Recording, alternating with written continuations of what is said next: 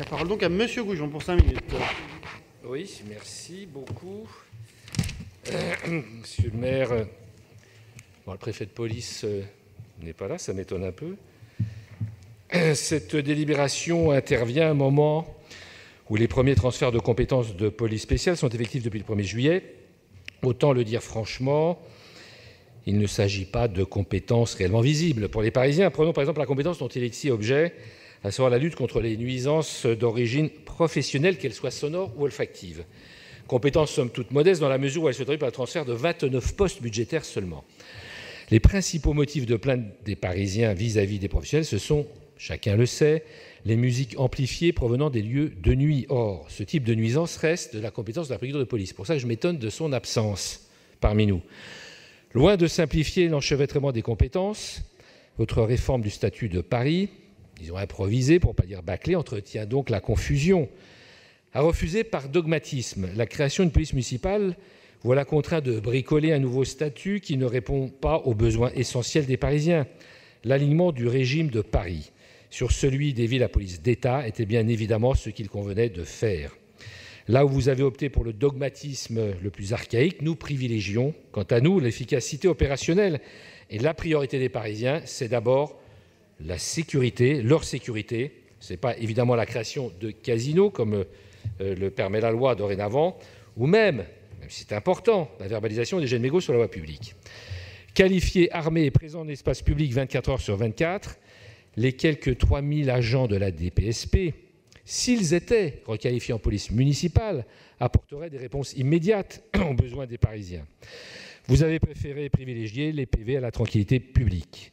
Au passage, ce sont les mêmes critères qui ont conduit à amputer de 4 millions d'euros la subvention au GPIS cette année, baissant la garde dans les cités où la situation ne cesse de se dégrader. J'en veux pour preuve un meurtre, rien que ça, récent la semaine dernière, dans la cité des Périchots, dans le 15e, du jamais vu. Ensuite, les nombreux cycles horaires de la DPSP ne nous paraissent pas en adéquation avec les rythmes de vie des Parisiens. Je prendrai l'exemple des agents des brigades VTT dont les horaires sont limités à 22 heures les week-ends des mois de juin, juillet et août. En dehors de la haute saison, leur plage de travail n'excède pas 19 heures ou 22 heures. Il semble pourtant évident que la soirée est la plage horaire la plus sensible.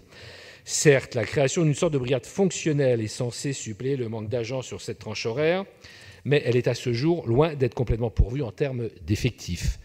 J'aimerais d'ailleurs qu'on dispose d'informations sur ce point.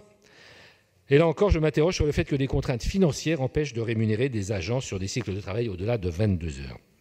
D'ailleurs, la réforme de la DPSP mérite encore de nombreux ajustements avant le transfert de quelques 1500 SP dans quelques mois.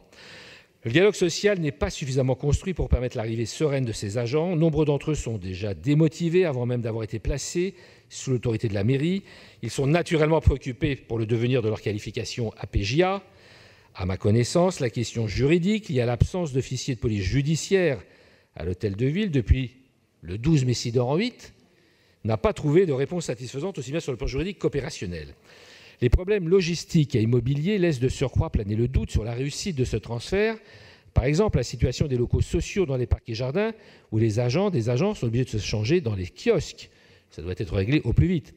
La circonscription des 8, 9, 10, je parle sous le contrôle de la maire ici présente, Delphine Burkli, a toutes les peines du monde à être opérationnelle. L'ouverture des nombreux parcs et jardins la nuit depuis le 1er juillet, malgré l'opposition de plusieurs maires, sans renfort d'effectifs, ne va qu'aggraver une insécurité déjà en hausse. La gestion des points écoles, nous faut aussi craindre le pire pour le suivi des transferts entre la préfecture de police et la ville. La préfecture de police a accepté de mobiliser du personnel pour faire face aux situations d'urgence quand certains points écoles n'étaient pas assurés. Mais ce régime transitoire, précaire par définition, n'a pas vocation à durer. Je ne nie pas, évidemment, les difficultés de recrutement, mais tout cela doit être anticipé. Monsieur le maire, je voudrais m'adresser au préfet de police, mais qui n'est pas là. La réforme de la DPSP et celle du statut de Paris sont peut-être les plus grands défis de cette deuxième partie de mandature. Si nous pouvons être en désaccord sur les choix qui ont été faits, dans la précipitation électorale, de toute évidence, nous sommes autant soucieux que vous, dans l'intérêt des Parisiens, de réussir ce que vous avez entrepris. Il nous faudra aussi disposer, au moins dans le cadre de la 3e commission, de bilan d'étape, de mise en œuvre de la réforme. En amont du Conseil de Paris de septembre, M. Clouzot, le représentant du préfet de police, pourraient tous deux utilement nous faire un point d'information. Cette réforme, pour conclure, ne saurait être pour nous qu'une première étape, vous l'avez bien compris, dans la voie vers une police municipale, mais nous vous aiderons à la réussir dans l'intérêt de nos concitoyens. Alors n'hésitez pas à entendre, voire même, excusez-moi l'audace, à écouter nos conseils. Je vous remercie.